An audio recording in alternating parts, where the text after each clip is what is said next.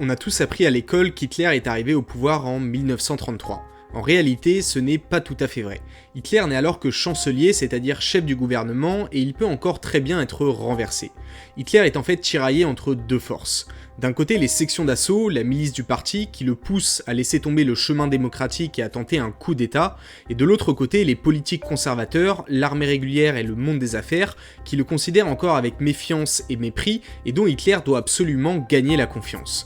Ces deux forces sont antagonistes, l'une d'elles sera forcément anéantie.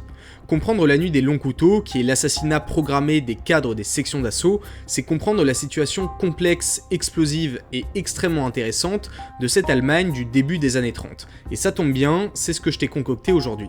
Alors installe-toi bien et plonge avec moi 90 ans en arrière. Les sections d'assaut, c'est la force paramilitaire du Parti national-socialiste, le NSDAP, qui est fondé dès 1921 par Hitler. Les SA, qu'on appelle aussi les chemises brunes, comptent dans les années 1920 quelques milliers d'hommes. Leur rôle, en théorie, est d'assurer la sécurité des événements du parti, mais en réalité, ils se pavanent surtout dans les villes en bombant le torse et en affrontant dans des combats de rue des groupes communistes. Rapidement, ils font régner la terreur. Et pour le moment, c'est exactement ce que souhaite Hitler.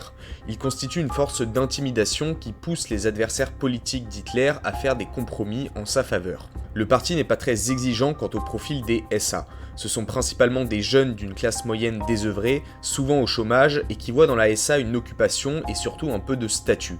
Une majorité ne s'intéresse probablement même pas aux idées du parti. À partir de 1930, Hitler nomme l'un de ses compagnons de la première heure, Ernst Röhm, à la tête de l'ASA. Ernst Röhm est un organisateur talentueux.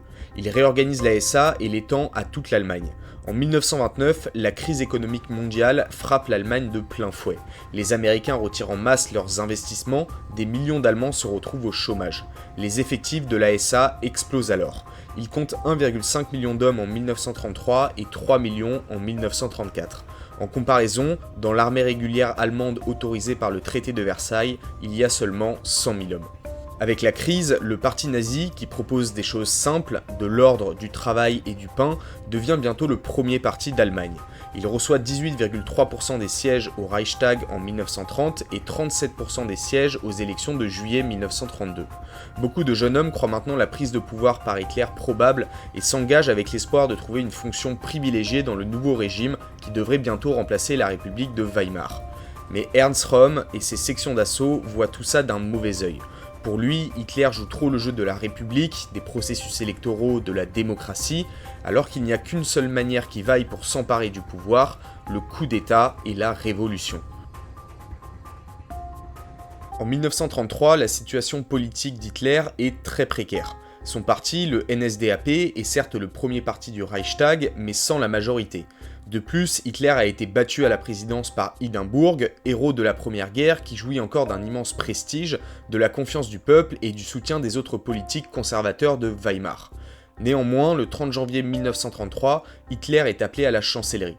Pourquoi ? Parce qu'Hindenburg et les autres espèrent se servir de son autorité et de son emprise sur les foules pour ramener un peu d'ordre en Allemagne, puis ils se débarrasseront d'Hitler. Au gouvernement, il n'y a que 3 nazis. Hitler lui-même, Hermann Göring et Wilhelm Frick au ministère de l'Intérieur. Le pouvoir est donc très loin d'être acquis. Malgré tout, Hitler commence méthodiquement durant l'année 1933 la destruction des anciennes institutions de la République de Weimar, la mise en place d'un régime autoritaire et le placement des cadres du parti aux postes les plus importants de l'administration.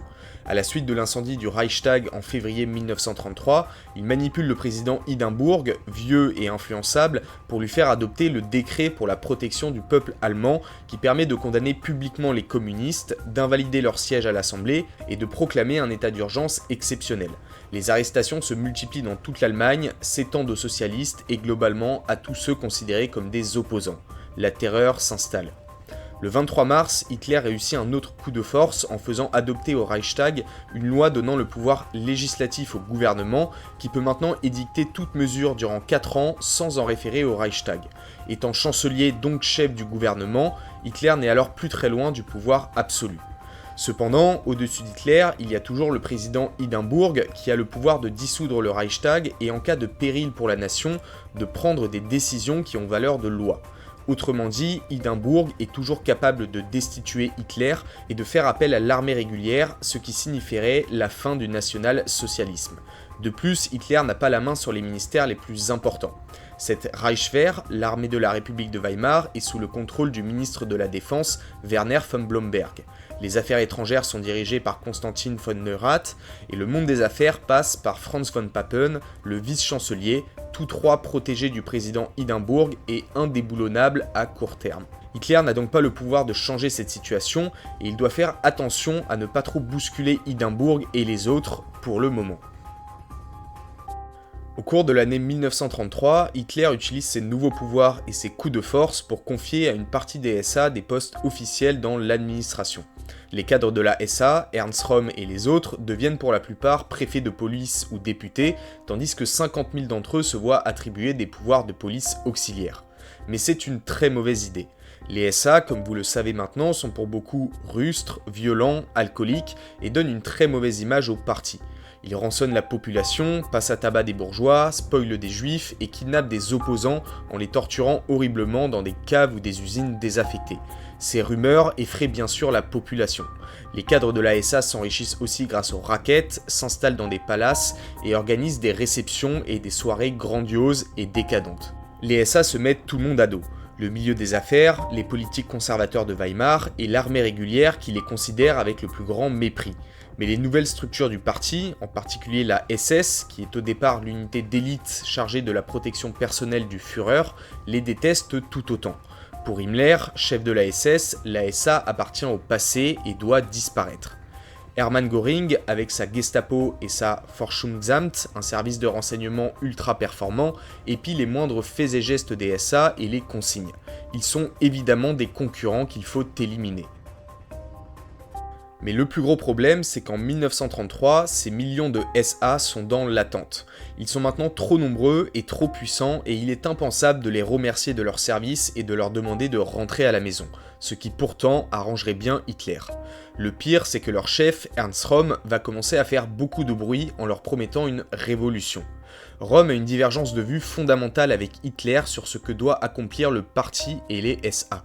Pour Röhm, il faut que les SA réalisent un coup d'État qui renversera définitivement le gouvernement bourgeois corrompu de Weimar, qui ne représente pas la vraie Allemagne. Ce coup d'État réalisé, Hitler prendra la tête du pays et les cadres des SA seront placés aux postes les plus importants. Hitler ne voit pas du tout les choses de cette manière. Il s'est hissé au pouvoir démocratiquement ou quasi démocratiquement, il sait que le pouvoir absolu n'est maintenant plus très loin.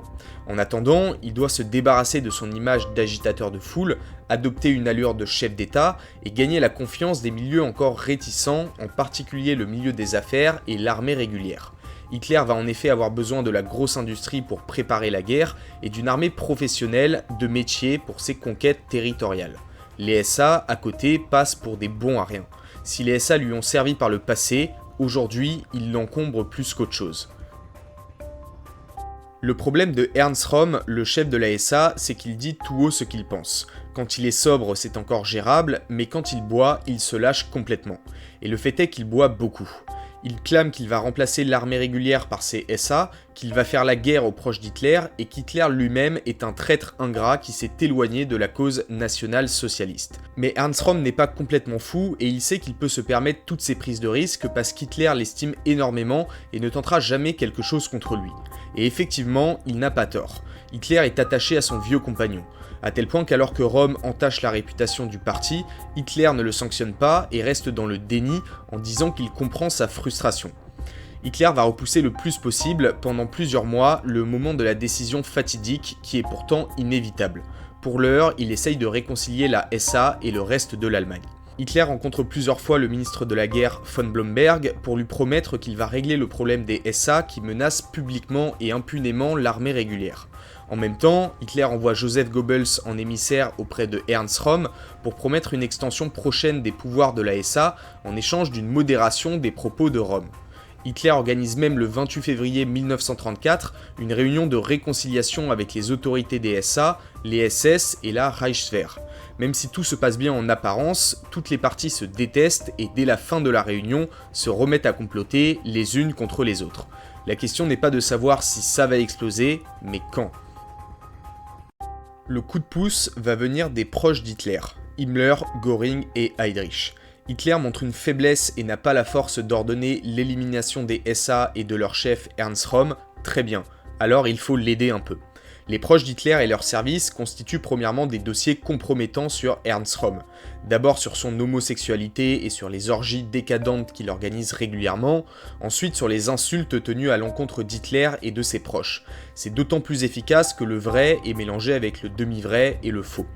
En juin 1934, von Blomberg, le ministre de la guerre, fait comprendre à Hitler qu'il n'aura jamais le soutien de l'armée s'il ne fait pas le nécessaire avec les SA. Le président Hindenburg confirme que si la situation dégénérait, il proclamerait l'état d'urgence et l'intervention de l'armée, ce qui pourrait signifier la fin précipitée du national-socialisme.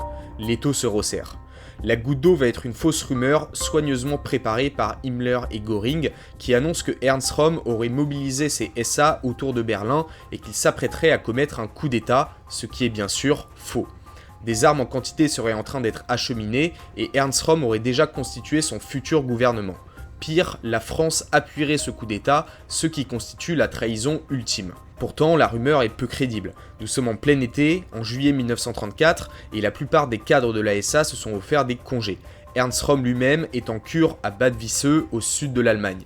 Rien ne laisse présager un coup d'État. Mais Hitler est sensible à la désinformation et mord à l'hameçon. Au siège de la Gestapo, on établit les fiches avec les noms, photos, adresses des principaux cadres de la SA déclarés ennemis du Führer. Tout est prêt, il ne manque plus que l'ordre. Le 30 juin, à l'aube, Hitler se rend à Bad Wisseux où il procède lui-même à l'arrestation de Ernst Röhm et des autres généraux de la SA. De leur côté, Göring et Himmler, à Berlin, commandent les arrestations des autres cadres de la SA par la SS et la Gestapo. En 24 heures, 150 cadres SA sont exécutés. Quant à Ernst Röhm, au départ, Hitler veut le gracier, mais Himmler et Göring lui martèlent qu'il faut finir le travail au risque de passer pour un faible. Hitler cède, mais veut laisser à Röhm la possibilité de se suicider. 2 officiers SS entrent dans la cellule de Röhm et posent un pistolet sur la table. Quand ils reviennent, Röhm est toujours là. Ils l'abattent alors de 2 balles dans la poitrine. C'est la fin de la SA. Hitler se rapproche du milieu des affaires et de l'armée régulière qui sont soulagés par cette disparition. Le 2 août 1934, le président Hindenburg décède. Hitler s'attribue ses fonctions. En plus d'être chancelier, il est maintenant président de l'Allemagne et commandant en chef des forces armées. Il n'y a plus aucune opposition, il a les pouvoirs absolus.